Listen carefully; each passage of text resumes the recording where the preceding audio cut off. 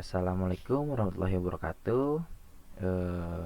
Perkenalkan, nama saya Abi Ahmad Muzaki dari program studi Teknik Informatika ya, dengan NIM 3922050022. Sini saya akan menjelaskan materi tentang Asmaul Husna, sifat wajib, sifat mustahil, dan sifat jaiz bagi Allah Subhanahu wa taala. Dari mata kuliah Pendidikan Agama Islam dengan dosen pengampu Bapak Son Haji SAGMM.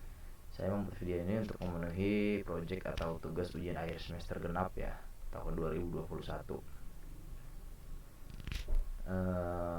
Pertama, pengertian Asmaul Husna. Nah, sebagai Islam, Muslim wajib mengetahui Asmaul Husna.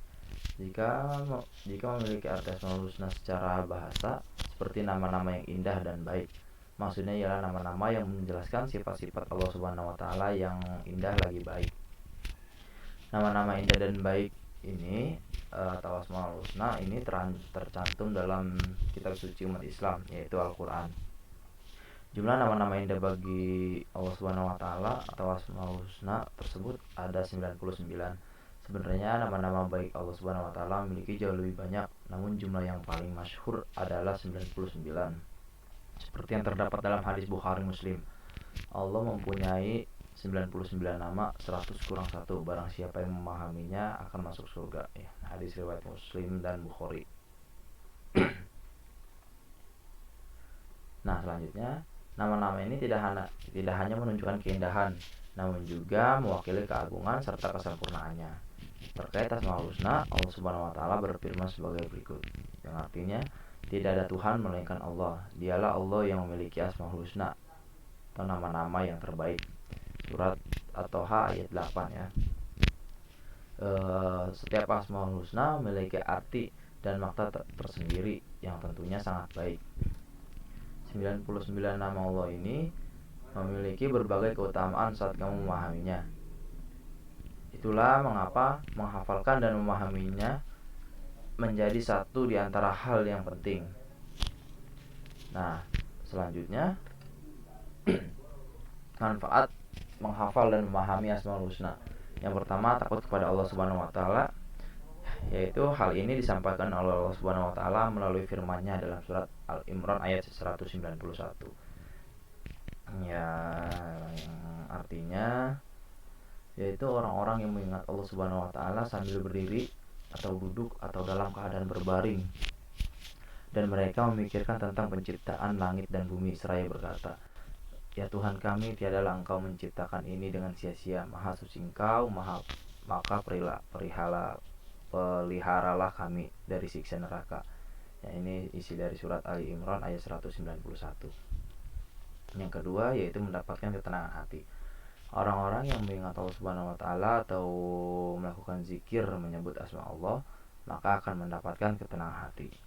Dalam surat Ar-Ra'd ayat 28 Allah berfirman, yang artinya yaitu orang-orang yang beriman dan hati mereka menjadi tentram dengan mengingat Allah. Ingatlah, hanya dengan mengingat Allah Subhanahu wa taala hati menjadi tentram. Lalu yang ketiga ada hidup untuk beribadah. Dengan membaca Asmaul Husna setiap hari, seseorang menjadi selalu ingat atas kekuasaan Allah Subhanahu wa taala.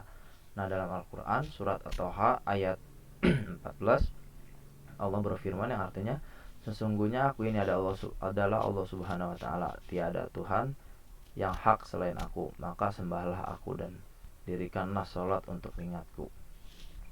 Nah, dari ayat tersebut Allah Subhanahu wa taala memperingatkan umat Islam untuk senantiasa mengingat dan menyembahnya. Seorang muslim yang benar-benar mengikuti perintahnya, hidupnya akan selalu beribadah dan mencari keridhaan Allah Subhanahu wa taala. Untuk sifat wajib bagi Allah, kita sebagai umat muslim penting sekali ya untuk mengetahui sifat wajib Allah dan artinya. Nah, hal ini karena kita mempelajari sifat-sifat wajib Allah adalah salah satu upaya umat muslim untuk memahami ilmu ketauhidan.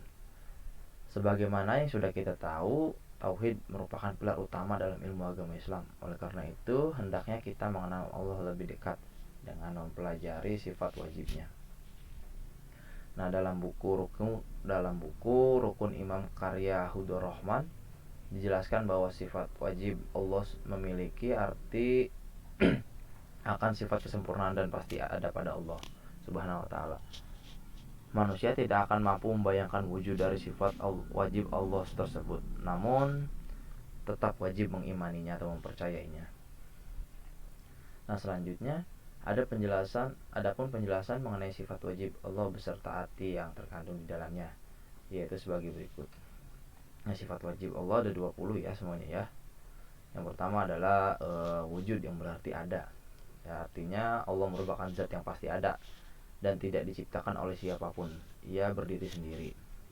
Selanjutnya yang kedua sifat kidam, yaitu awal atau terdahulu.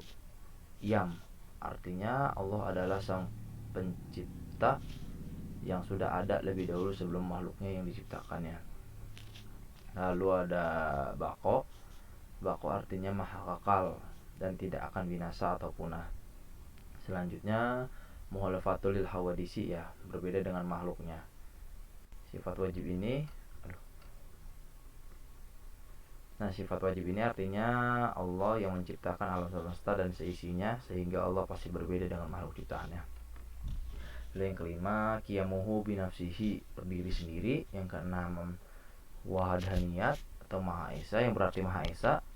Yang ketujuh ada kodrat, yaitu berkuasa. Terus yang kedelapan ada irodat, yaitu berkehendak ya. Lalu yang kesembilan ada ilmun, yaitu berarti mengetahui. Terus hayat, yang berarti hidup. Sama, yang berarti mendengar. Terus basar, yang berarti melihat. Lalu yang ke-13 ada kalam, yaitu berfirman, yang berarti berfirman ya. Yang ke-14 ada kadiran, yang berarti maha kuasa. Lalu ada muridan, yang berarti maha menghendaki, berkehendaki atau ya. Dan yang keenam ada aliman yang berarti maha mengetahui. Dan yang ke-17 ada hayan, yang berarti hidup. Yang ke-18 ada sami'an, yang berarti maha mendengar. Atau yang ke-19 ada basyiran, yang berarti maha melihat ya. Dan yang terakhir yang ke-20 adalah mutakaliman, yang berarti itu berfirman juga. Nah, di sini mutakaliman ini yang terakhir artinya adalah berfirman dan berkata-kata dan tidak bisu ya. Begitu. Selanjutnya sifat mustahil bagi Allah Subhanahu wa taala. Untuk yang pertama adalah Adam artinya adalah tiada ya. Terus ada yang kedua ada hudud, yang artinya baru atau lawan dari sifat wajib ya. Kalau tadi kan wujud itu ada. Ini lawannya adalah Adam, yang berarti tiada ya.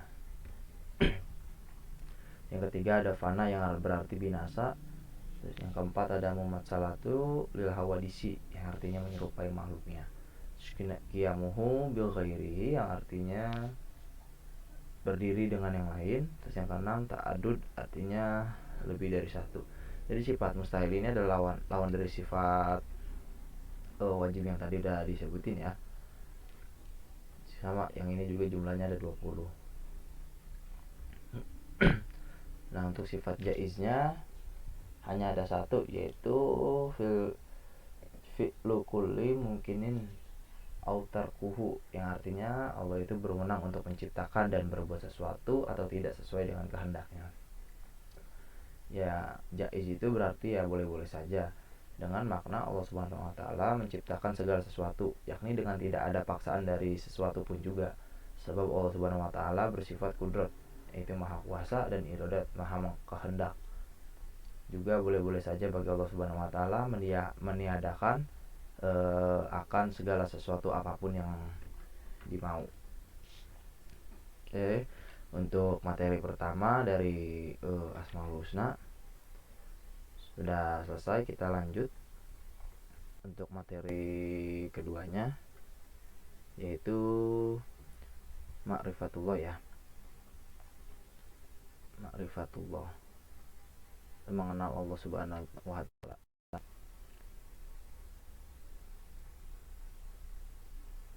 Nah, ma'rifatullah sendiri yaitu sini setiap muslim seharusnya mengenal Tuhannya dengan baik, yaitu Allah, satu-satunya zat yang berhak untuk disembah dan ditaati.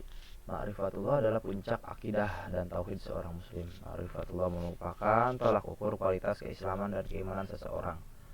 Karena untuk mencapai ketinggian iman, seseorang muslim harus tahu dan mengenal dengan baik siapa Tuhannya. Yang kedua ada makna ma'rifatullah ya.